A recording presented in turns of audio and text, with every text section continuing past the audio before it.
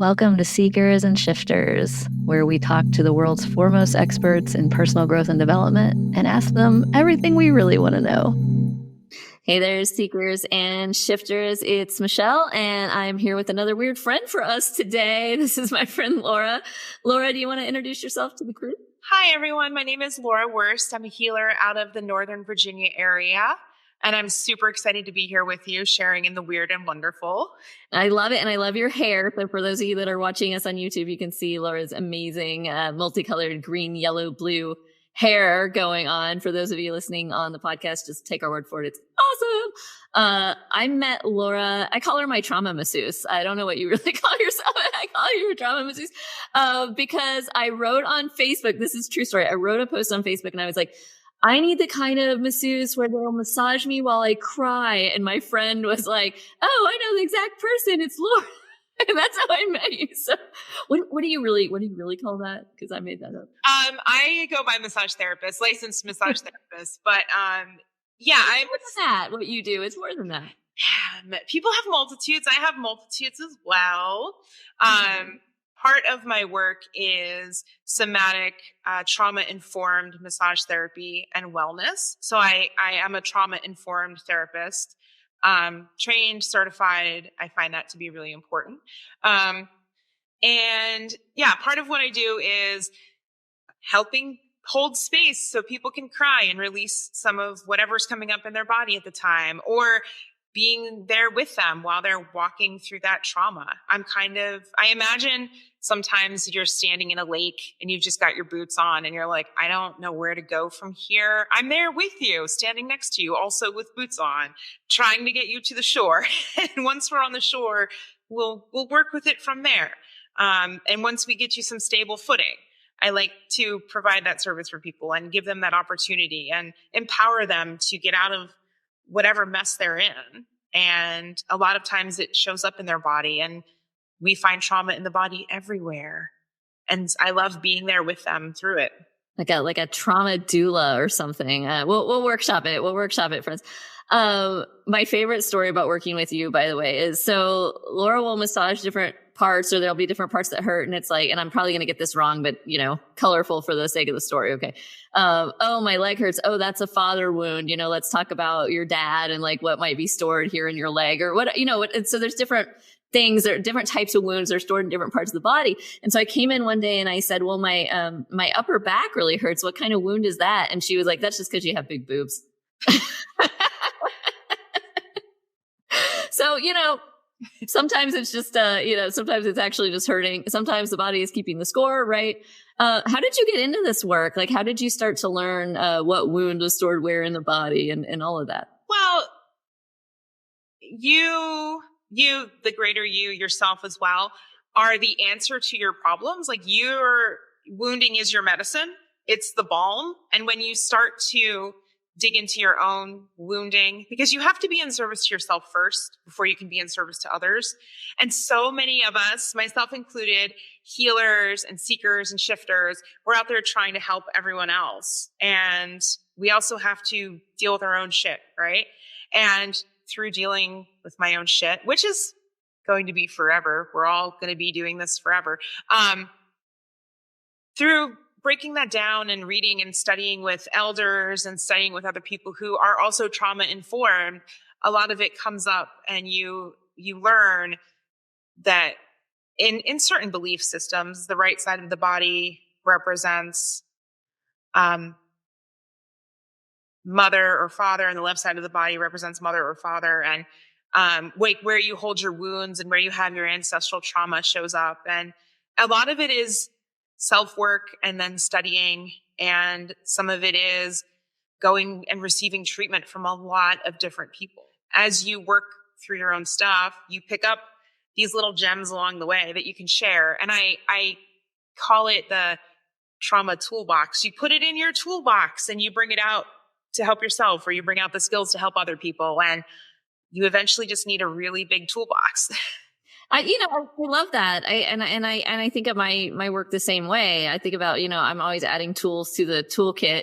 And sometimes it's just, oh, I just read this in a book, or I just heard this last week, and it kind of weaves in. I feel like my whole job is to go out and learn stuff and then kind of put it together for people in appropriate ways, when I'm teaching or training. And I think you're doing a lot of the same thing, right? Yeah. 100%. It's our duty to do better so that we can help others do better. And, we came here to improve ourselves and others. So it is essentially our job. And it's also about putting things in the toolbox that are also just like fun and exciting for you, so that you can also lead the way in that regard. It's not all trauma and gloom and doom all the time. It's about showing up in ways that you want to show up and in ways that you want to express yourself. And that also helps like shine the light for others to see as well. So if you show up for yourself and you show up in big ways, that also gives other people permission to do that. And I like to also keep that in my toolbox and like remember who I want to be and be an example for other people as well. Well, I love that. One of the themes on this podcast is that a lot of us have been a little sheepish about some of our gifts and shining in the way that you're talking about. And oh no, people might think I'm weird, or they might shun me, right, or whatever. And so I think for me and a lot of the folks I talk to here, it's what was your journey to coming into the light with it? Obviously you're like, even the way you're showing up physically here, you're like not afraid to be visible, right? But have you had any moments where you're like, oh, I don't think I should talk about this thing to this person or anything like that? Or is it just all out there all the time? I think it came with a lot of growth for myself. And I have so much to say about this in so many exciting ways, because it's an honor to become the person that people seek for advice and for help and for support.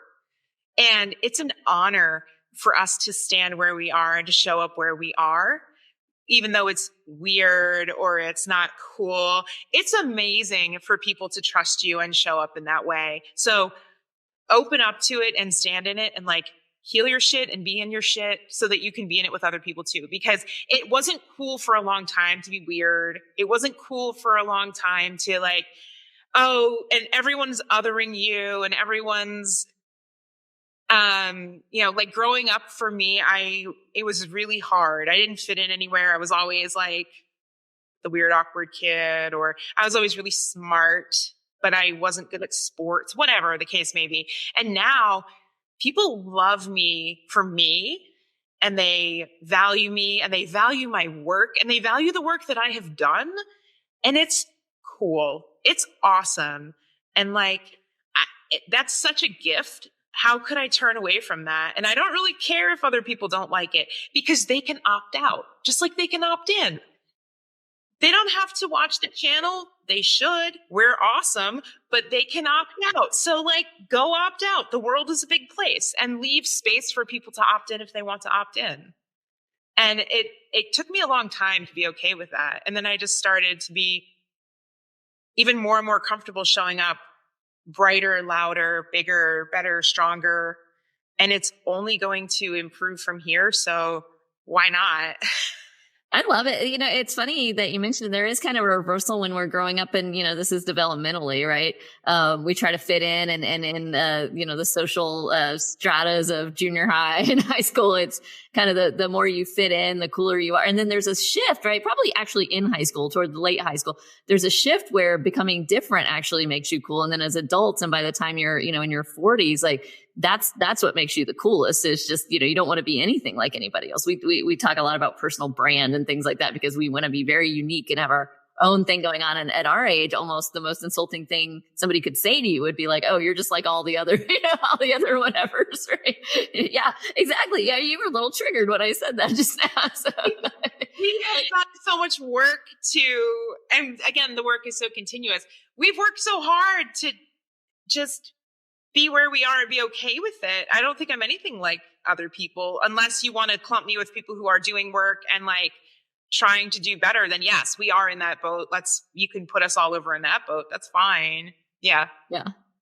And then you can chunk all the way up to like, we're all one and we're all the same thing and we're all the same, but we'll come back down. We'll come back down to the ground from that for a second. We are all in this together. We are all human. We are all, I do believe in love and unity as well. So like, regardless of your religious beliefs or your spiritual beliefs, we are all here and we are all in it. So there is that aspect that I can vibe with for sure.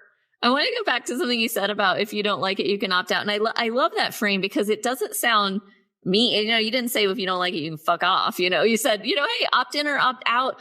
And it kind of brings me to something I train my entrepreneur clients on all the time, which is like in marketing, we actually want to repel people. Like we want to, not everybody, we want to attract the right people. We want to repel the wrong people. We call it attract and repel. That makes our marketing efficient so that we're only talking to the right people as clients or customers and things like that. So it's actually something that we very much want to like head first go into. And it's scary for a lot of people when they first start a business to think about, I might have to, repel some people. Like I have to stand for something and I have to have a brand that's very clear. And some people are going to really like that and some people aren't. And that can be really terrifying for folks that have never really kind of thought in those terms. But as a business person, you're used to that. And you do shit that's weird enough that you're kind of doing that anyway, right? Have you ever got any pushback on what you do from anybody? I feel like a couple of my clients, especially when I said I was going to shift toward more somatic work, somatic healing, trauma work, even more woo, like shamanic work, straight up, just being a shaman and being in my shamanic practice and bringing that out to help people. Some of them have said, yeah, that's just not for me, but they haven't stopped seeing me because of it. It's just not work that we do together. And I understand that I'm not going to be the therapist or the practitioner for everyone. I'm also very clear about that in the beginning. Like, you also have to see me, and just if you're not okay with how I'm presenting at first, that's fine. I'm okay with that because I understand I just may not be able to help you, or we just may not jive for whatever reason. Let me find someone that can. Let me point you in a direction that you feel best comfortable. I'm also happy doing that because I have a degree in social work and I was a social worker for a long time. So part of it is also, I may not be right for you, but let's get you on the path to, you understand yourself. You are your own best director of your body and your life. I'm not going to stand in the way. I'm just going to support you. And 100%. If you're coming, I want to ask you, I want to ask you something real quick about, what you said about if somebody's not comfortable with that kind of work, but like they still want a massage, you'll still just give them a massage. I mean, I am a licensed massage therapist. It's part of my wheelhouse to provide that service. I don't need to know about your trauma. I don't need to be there with you in it. I am trauma informed. So let's reduce any triggers you may be having. But yes, I am still a great massage therapist. A lot of people have said that. And I also agree. I'm highly trained. I teach massage therapy at school as well. So there is a skill set there that exists that I can provide for people. It's just that my work is not going to be that in the future. And I don't have to provide somatic work and any of the woo to people who don't want to opt in. The reason I'm drilling down on that is because I've recently shifted this in my own work because I was doing that for a long time. I started out as a just straight up business coach. Like, we're going to build you the spreadsheet that's going to show you what to do in your business. And then I came into mindset coaching from that because it turns out it doesn't matter what the spreadsheet says if you're too afraid to do what the spreadsheet says. So we got to work on the, and kind of built this whole thing. And then I started getting, like you said, very woo, like adding energy healing practices and other tools in my toolkit. And I was like, okay, do you want to do the weird stuff or not? Like, I'll still ask clients, do you want to do this or not? And obviously consent is important. And I'm not violating anyone's consent or working with energy without anybody's express consent.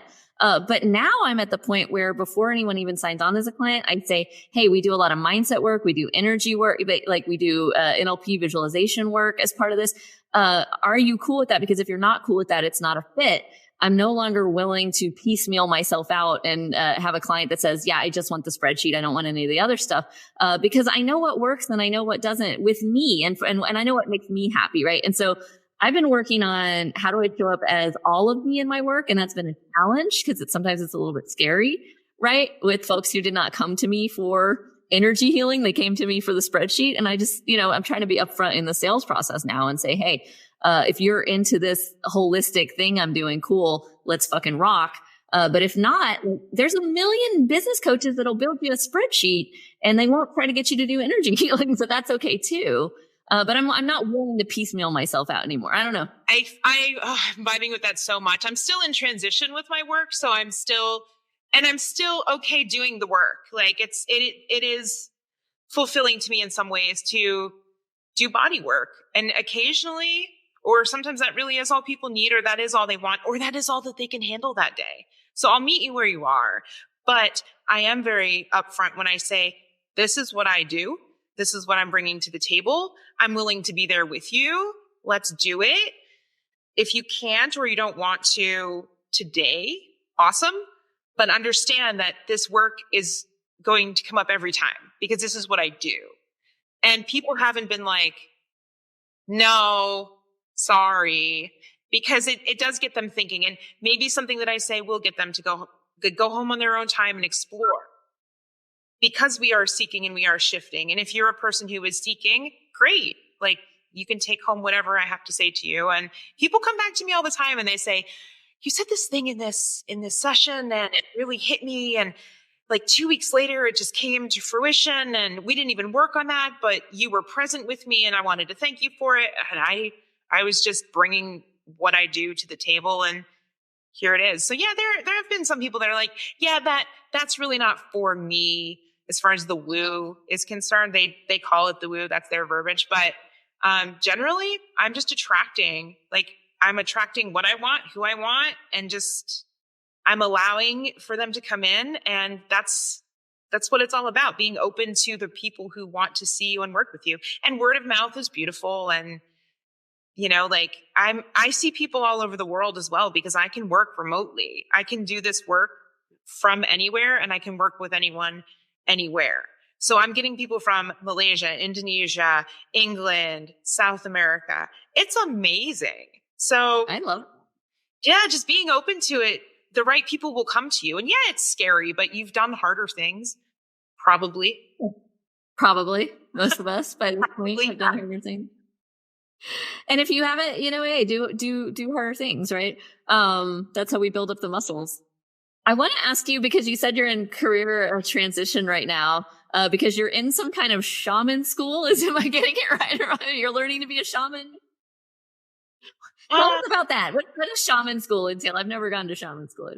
I've always had a spiritual practice ever since I was little, and I've piecemealed different aspects together. And I feel that it's important for me to respectfully walk in those spaces as a shaman, not just like as a healer, but I am apprenticing with a shaman so that I can respectfully enter that work and enter that space for myself and for other people. So yeah, I am apprenticing locally with a shaman, and we can call it shaman school. That's fine. I am doing a lot of studying, a lot of reading. It takes a lot of time and a lot of effort and energy to do this, but yeah, I am in shaman school. So at some point I will offer full shamanic healing and like move away from massage therapy, but that's not happening yet. Okay, so what is a shamanic apprenticeship consist of? What is that? You just go follow a shaman around? Like, how does this work? And I follow her and she drums. No. Our tradition involves a lot of protection and crystal work and like gemstone work and altars. And I personally find that drumming is important to set the tone and set the pace and to invite spirit and to cleanse and reflect. So there's some drumming involved, and there's a lot of ritual and prayer, and there's a lot of daily ritual for myself. Because again, you have to show up in work for yourself before you show up for other people. So it's getting really solid in my own practice, really solid in who I am and how I want to show up as a healer and as a person. Working through my own trauma. There's probably going to be a lot of crying, which is fine. Crying's good. You work through everything. You're basically like stripped bare in your emotions and just in what you thought you believed. And then there's this other reality that's coming through the veil at you. And you're like, oh, okay, I have to explore that. So it really is just a lot of exploration, and growth is beautiful. So we're just here, we're growing. And, yeah, at some point I will then be able to offer that healing to other people. And I've already been offering it, but it'll be in a more like wholesome, like grounded way. Beautiful. I love what you're bringing up about the rituals every day and the rituals that we do with ourselves. And most of the people that we would talk to here that are experts in the space, they will tell you, here's my elaborate morning ritual, or here's my elaborate evening ritual, or both. We've had some conversations like this on the show as well already. For me, like, I love doing emotional clearing every day. I love doing Ho'oponopono every day. Just whatever kind of gets me clear. And I've gotten to the point where I don't really start work on a given day until I've done that. So if it takes 5 minutes, great. If it takes 3 hours and I need to go to the gym and like run it out and then, do some like serious deep meditation or whatever to get clear, I don't want to bring whatever shit is coming up into my work for the day. So I spend a lot of time, probably maybe like a self-indulgent amount of time sometimes just getting myself cool, right? I know that's important for the kind of work you do too, right? You don't want to bring, if you're feeling shitty about something outside of work, you don't want to bring that shitty energy into somebody else, right? How are you clearing yourself for your work? It'll 100% come in, and you can't do that. It's not cool. It's not safe for yourself or anyone else. It's,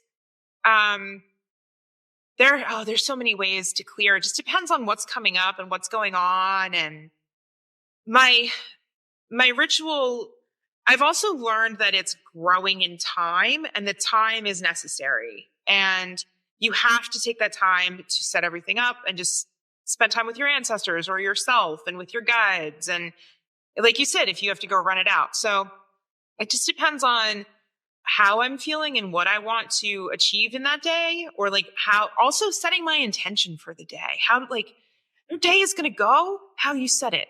And yes, things happen. We can't really plan for everything, but your mindset takes you into your day. Yeah.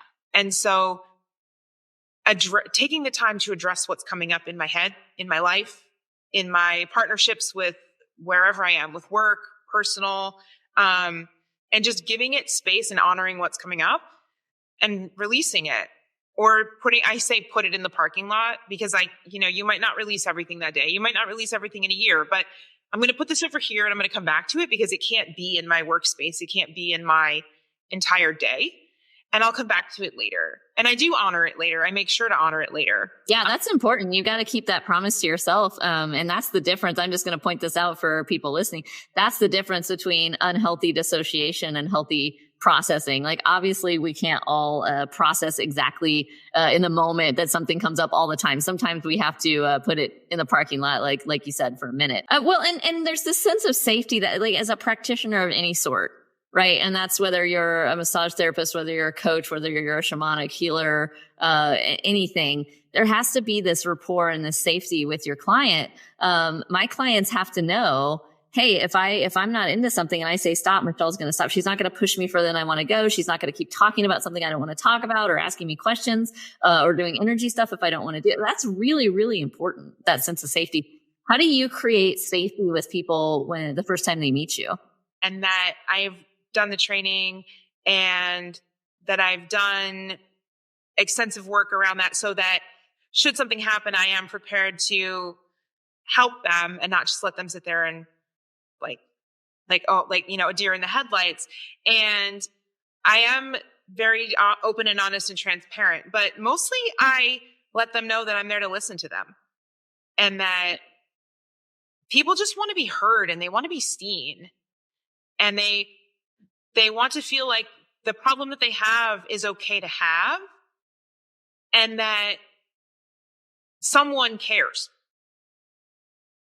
And a lot of people respond really well to that.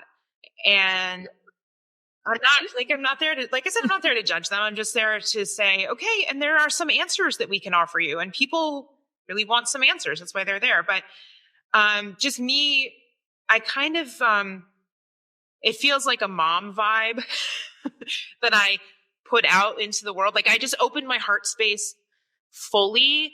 And I just send so much love and gratitude to other people for also showing up. And I feel like that also just fills the space. And then behind the scenes, I'm doing the protection work with your guides and with my guides. And I'm asking for them to keep everything safe as well. So there is the work that I'm doing in the background that no one really knows about. And then there's just being present with people and giving them time. Yeah, absolutely. I'm, as you're talking, I'm thinking so much of the stuff that I do, I don't even need the story to do it. I don't need, like, there's no content in content, right? Like I can do this without the story. In fact, sometimes the story gets in the way. And in order to feel safe, people need to empty out the story. So I'm thinking about like, yeah, let them go ahead and empty out the bucket. What we need is for them to light up the root emotion or cause or the unconscious thing that's going on. And so sometimes people have to get all the conscious monkey mind stuff out so that we can even start to work with that. Or sometimes I just have to say, hey, that's good. Just like that feeling up right there. Just hold that right there for time. Right. But there's this balance between allowing people to empty out because that's what feels so good for people, and then doing the actual work to help somebody move past it energetically, which doesn't really involve me knowing the details of the story at all. Yeah. I think you might find, and I have definitely found that I know the problem before someone comes in often, and I'm just waiting for them to get to it. And sometimes they don't know that's the problem. So we find it together. But that's the joy of exploration. But I think, yeah, there is space for them to empty out. I mean, you've worked with me, and I allow you time to sit and for us to connect so we can kind of suss out what's happening. And then when we get to the work, I'm like, all right, this is where this is happening in your body. Let's ask your body what's going on. Like, have your body show you and trust that your body knows what's happening. And then, we can get to the root of things that way as well. But yeah, if you let people go, they'll just go and go and go because they'll unleash all of their trauma. And sometimes it's like, yes, it does need to be heard and witnessed, but that's not the problem. There's like one specific thing that might be coming up that's the problem that we can really get to. And it's also things are in layers. We have to uncover this and uncover this. And sometimes we'll go through like 4 different types of healing in a session. And that's what we can do today. And that's what they needed. But they also have to trust the process with themselves. Yeah, there's rarely like, oh, you're, an hour and you're healed of everything. That's not what it is. And people who do a lot of personal growth and development work will tell you the first things come off the easiest. I kind of think of it like that. It's the reverse of that rocks in the glass analogy, where it's when you're doing release work, the water comes out first and then the sand and then the pebbles, and then you get to the real big stuff underneath. So the first few times you do release work, you're like, that was amazing. That released so easily, and then you get to the shit that's like really, really recurring up to past life, the generational trauma, that kind of stuff that really takes. Or I like to tell people I'm kind of a Sherpa for them. So like, imagine we're standing on the shore. We've made it to the shore. The ground is sturdy, and I'm going to take you up the mountain. We're going to go up the mountain. So one day we're at the top of the mountain. We've peaked. We're up here. And the next day we're back on the shore. And people are like, well, but we did all this work. Yeah. Healing isn't linear and it sucks, right? So we're back down here on the sand looking at the top of the mountain, but we're going to be at various points along that mountain, and that's okay too. And sometimes the deep stuff really is on the shore. And sometimes the deep stuff is at the crest, and we just have to walk all of it. It's all about exploration and exploring yourself and exploring, and as practitioners, we get to help guide people to explore themselves. But you're bringing that point up too. I think this is so important for people to understand. When you're doing any kind of healing work with a practitioner, you're the one doing the work. The practitioner is guiding you. The practitioner might be helping you out with energy. The practitioner might be massaging a point on your body. But you're the one that's actually allowing the release. And if your unconscious mind wants to block that release, it's not going to release. I don't know about you, but everything I do, we have to start with ask your unconscious mind, are you ready to let this go? Sometimes it says no. If it says no, we got to work with that and say, why not? What's happening? And the person goes, oh, it's keeping me safe or whatever. We have to work through that before we can start doing any release work and letting it go. But all I'm doing, and this includes hypnosis or anything else I'm doing, all I'm doing is guiding you to do that to yourself. If I'm hypnotizing you, I'm actually guiding you to hypnotize yourself. I can't actually hypnotize you, right? And I can't release somebody else's shit for them. Exactly. And a lot of our work is starting to mirror each other's work, and it's really fascinating and interesting and cool and affirming, right? And like, I'm not here healing anybody. I'm a conduit, and I'm just going to give you the tools that I have available to me. And you are going to bring things to the table, and we're going to work together. And we do have to get your mind right. We do have to get your mind into a place that, it wants to move forward, and your body into a place that it wants to move forward. And working through trust and working through safety is sometimes some of the work I do with clients a lot of the time. And then once they're in that space and they realize, like, oh, I can be safe, I can be vulnerable here, a lot of things release rather quickly. But you have to be willing to go there yourself. Well, we have to release that root trauma, because when somebody's holding on to that, mentally, physically, everything, spiritually, everything they see is through the lens of that trauma. And so, you'll see somebody, like, for example, somebody that's a woman that's been assaulted by a man, all men are dangerous now because everything is through the root of that trauma. And it's like, we can have tons of empathy for that. And of course we do. And we want to work through that until we're seeing the world through a clearer lens. Like, yeah, some people might hurt me, and most people are safe, right? Right. Regardless of their gender. That's a clear lens, and so it's, how do we get to the point where you feel safe enough to start to allow the release of the trauma? And I think the first concept is, your reality is not the reality. As soon as we can get somebody to grasp that concept, we can do a lot. Yes. And you aren't going to see, you have to get to a point as well. You have to do some of the work to get to a point where you can even realize that that's true. Like, your reality is not their reality, and that not everyone is going to harm you, and that there is light at the end of the tunnel, et cetera, et cetera. And I feel that people sometimes get really overwhelmed with everything that they're trying to face and everything that they're trying to feel. And it's also part of our job just to manage that overwhelm for them and let them know that, like, coping skills and just teaching that. A lot of healing work is coaching, and a lot of coaching is healing. And so I find that I'm often coaching people, and I have coaching certification as well, because I have found that they just tie in together so well and marry one another. But sometimes people need just some coaching, or in order to nudge their way into a deeper level of healing. It's funny as you say that, and this is my reality and my lens, but it's like, it's almost like everything is coaching, really. I mean, parenting is coaching. Managing people is coaching. Working with any type of clients is coaching, because we all know, and this is for anybody that's a consultant of any type, or any type of professional, you know that if you tell somebody what to do, it's not going to go as well as when they think of it themselves. And to me, that's the difference between, like anything else. And coaching, like you said, you might know the answer 30 seconds in because you've seen this a million times.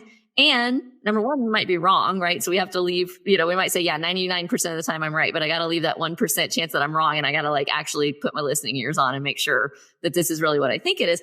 And number two, even if I know the answer in 2 seconds, I could tell them the answer. They're not going to go do it and implement it and get the outcome from it. They have to come to the answer themselves. So all the time I'm coaching people through things that I knew the answer in 30 seconds. And it might take a day, a week, a year, depending on what we're talking about, for them to get there. And they might be, oh my gosh, what a great idea I had. And look at how I grew my business with all my great ideas. And my job is to be like, yay, you did, right? I was just there to help you bring that out, right? I can't start getting egocentric about that, or I'm not in my correct spot as a practitioner. Yeah. We have to leave our egos at the door, because it's not about us. It's not about us at all. It's about us being clear and being conduits and being coaches and being leaders that are trustworthy. And I find that, yeah, we couldn't give them one answer. There's probably 1,000 answers that are available in the situation.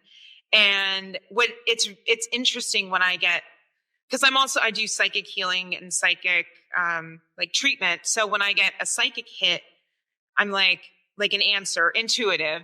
I look at that as like, okay, well, I know what the problem is, one problem that's presenting. And when you do work like that, I have to frame it as, might this be a problem? How do you feel about this coming up in your body, or in the general healing space? Like, I'm gathering this. how do you feel about that? And they're like, oh yeah. Or they're like, oh, I hadn't thought about that, but like, let's work on that. And so even if it is coming to me intuitively, I still have to present it to them because they may not be aware at all. Yeah.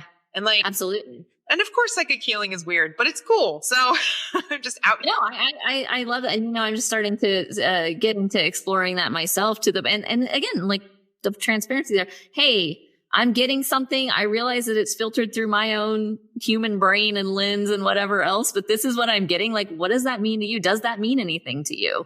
And if they say no, like, okay. And I don't actually think I've ever had anybody say no, now that I think of it. Usually they're like, oh my gosh, because sometimes it doesn't mean anything to me. It's like nonsense. And I'm like, does this thing mean anything to you? And they're like, oh my God, and because of experiences like that over and over, that's what's really helped me start to trust those. I call them transmissions. You're calling it like intuition, whatever, right? But that's what's really starting to help me trust that is like every time I sheepishly offer it, somebody's like, oh my God, yes. Is that the experience that you had? How did you learn to trust it? I've been intuitive my entire life, and especially as a kid. And then when I came back around to it as an adult, it's just, I know to trust that voice and that feeling because every time I don't, something bad happens or something. I told you. And and they're like, we've been telling you this whole time. Yeah. And I'm like, so I know that that's what that is. And even in my own healing, I went to have my thyroid checked 2 weeks ago, and we wanted to try something a little more natural first to kind of dip my toes into healing. And I'm sitting there and I'm going, thistle, I need milk thistle. And my practitioner is like, here you go, here's this. And we're like muscle testing. And he was like, yeah, you need this. And I turn the bottle over and it's milk thistle. And I'm like, I know these things. So, but when it comes to somebody else, I get this download or this transmission and I'm like, all right, I have to filter it through this. What does this picture mean? I have to assign a feeling to it. What do I think that feels like to them? And then I give them this chunk of information and I say, does this mean anything to you? It feels like this. And they're like, yes, in my body, it feels like that. And I'm like, okay, great. Because this is what I'm seeing. And sometimes they'll be like, does that strawberry basket on a counter mean anything to you? This is what the basket looks like. And they're like, oh my God, that was my grandmother's. And I'm like, great, cool. Like half the time I have no idea or I'll get an essence of something and I just go with that. And it often means something to someone else. I don't have to understand it. I just have to give them what's coming up. That's exactly right. And that's what being a conduit is, right? It's just like allowing something to flow through and kind of like getting out of the way of it, because I just think of it like, this is not about me at all. This is just like, I'm just here to say what popped in. Yep. I'm the box. This is what I'm getting. Right. Right. Like I can't judge what's happening. This isn't me. This is not mine. It's not mine. And it's not coming from me and I'm not talking to me. Like it's flowing through me and I'm the intermediary of what's happening here. So, that's so interesting. And we're at time. So we have to stop. I hate it. We're going to have to do another one. Sure. In the meantime, do you want to tell people if they want to talk to you, work with you, anything like that, where can they find you? Sure. Yeah. Thank you. They can find me online at powerfulhealingarts.com. They can book directly. They can also reach out to me via email, and some people text me directly. All of that information is on my website, and I work with people in the DMV area. So if you're willing to travel, come on in. I also work that's DC for those of you who aren't local. That's DC area for those of you, yes. Not the Department of Motor Vehicles, the DC, Maryland, and Virginia. We are not at the Department of Motor Vehicles. And because I work remotely, people can, again, be anywhere, Indonesia, Malaysia, Europe. They can, wherever you are in the world, they can find me. So we can do some virtual rad. Go find Laura. She's rad. I work with her myself and she's amazing. She's helped me so much. And if you want to come hang out with us and have weird conversations like this, come and hang out with us in Seekers Club. Go to seekersclub.org and you can sign up, and we hang out and talk about shit like this all day, every day, on the internet. And we do little trainings in there every month as well. So seekersclub.org if you want to hang out with us. Laura, thank you so much for being on Seekers and Shifters. We really appreciate it. Thank you so much. Bye, everybody.